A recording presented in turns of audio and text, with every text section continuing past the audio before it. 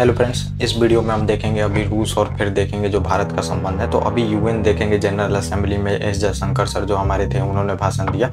और फिर उसके बाद देखेंगे एक सीएफआर होता है, समझिए कि विदेश संबंध परिषद होता है, उसमें जाके इन्होंने मतलब कि अब वहाँ पे मीटिंग हुई थी। और देखेंगे जो एक्स समझिए कि राजदूत थे, मतलब कि जो यूएस होता है उसके एक्स राजदूत थे और वो थे और सीएफआर के अध्यक्ष थे, उनके मतलब कि ये मीटिंग समझिए हुई थी। यहाँ पे कुछ सवाल पूछे गए, इनसे सवाल पूछे गए तो बहुत सारे सवालों को इन्होंने जवाब दिया। और इस जवाब में आपको देखने को मिलेगा इन्होंने यही बताया था कि अगर मतलब समझिए कि वेस्ट अपना अलायंस बनाते हैं, ज़्यादातर देखेंगे गठन जोड़ करते हैं अपना, ज़्यादा ये लोग मतलब खेमेबाजी करते हैं, तो भारत के पास रूस जैसे दोस्त भी हैं। तो ये स्टेटमेंट बहुत ज़्यादा वायरल हो रहा है। तो ये मतलब बताता है कि भारत को कितना ज़्यादा भरोसा है रूस पे, चाहे रूस को कितना भरोसा है भारत पे। तो ये है।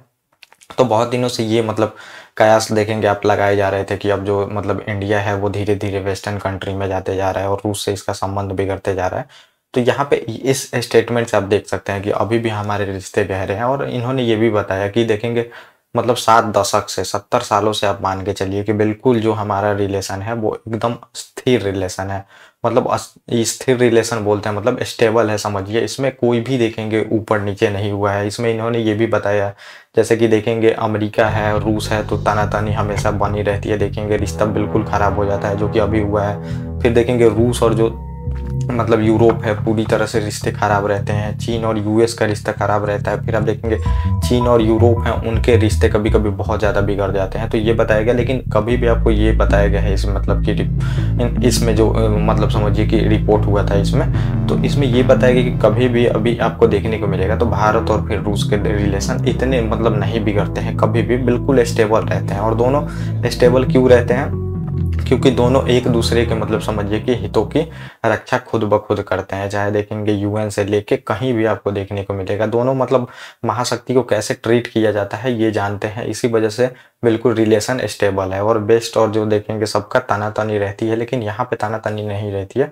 और इसमें बहुत सारे इन्होंने जवाब दिए हैं। इस पे स्वीडन में जो अभी देखेंगे रिपोर्ट जारी हुई थी डेमोक्रेसी पे, तो उस पर भी इन्होंने बताया है। तो वहाँ पे बताया गया था कि डेमोक्रेसी जो है समझिए कि भारत में जितनी भी डेमोक्रेसी की जो संस्थाएं हैं वो दबाव में है। तो इस पे ये भी बताया गया था, मतलब इनसे सवाल पूछा गया तो ये बताया गया कि ये जितने भी डाटा निकाले जाते हैं समझिए ये लोग अपने मन से निकालते हैं और अपने मन से निकाल के फिर यहाँ पे मतलब डाटा तो निकालते हैं। और कैसे आपको समझिए कि ये जो भी समझिए कि रिपोर्ट तैयार करनी है इसको कौन सा मानदंड लेना है ये लोग खुद से तय करते हैं। और वैसा ही तय करते हैं ताकि इनके जो भी देश हैं यूरोपियन और वेस्ट कंट्री ये हमेशा ऊपर रहे। और फिर देखेंगे भारत जैसे मतलब देश में दबाव में है, वहाँ पे चीन को भी कभी कभी आगे दिखा दिया जाता है जहाँ पे डेमोक्रेसी है ही नहीं। फिर जापान में देखेंगे भी उतना मतलब डेमोक्रेसी नहीं है, इलेक्शन जो होते हैं समझिए।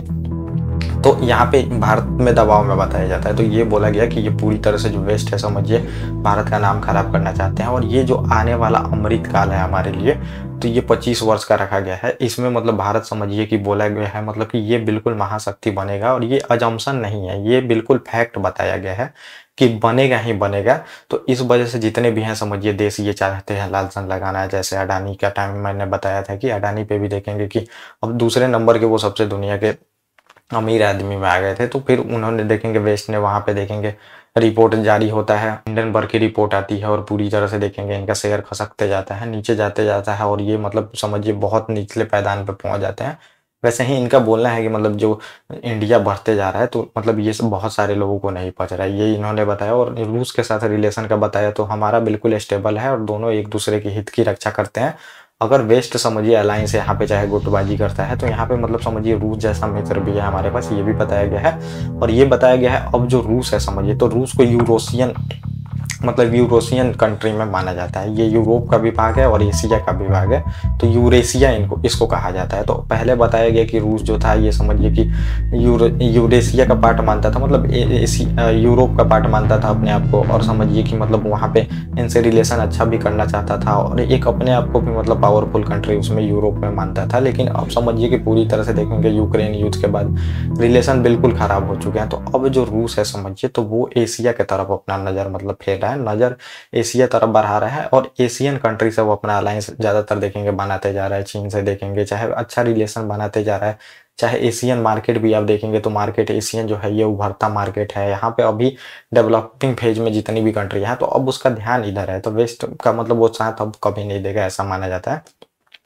तो ये सब चीज़ें इसमें बताई गई हैं कि बिल्कुल जो रिलेशन है हमारा स्थिर है और हमेशा बना रहेगा, समझिए। क्योंकि ये लोग देखेंगे कनाडा के मुद्दे पे, अभी जो खालिस्तान के मुद्दे मुद्दे पे देखेंगे कि पूरी तरह से बिगड़ गया है मामला, तो ये पूरा गुटबाजी कर रहे हैं और यूएस सपोर्ट दे रहा है, ये भी बताया गया है। यूएस सपोर्ट दे रहा है, यूएस तो यही चाहता है हमेशा, शुरू से ही आप देख सकते हैं। मतलब चीन से फिर भारत को लड़ना चाहेगा, भारत के लिए फिर देखेंगे पाकिस्तान को तैयार करता है, तो मतलब कोई भी आगे ना बढ़े।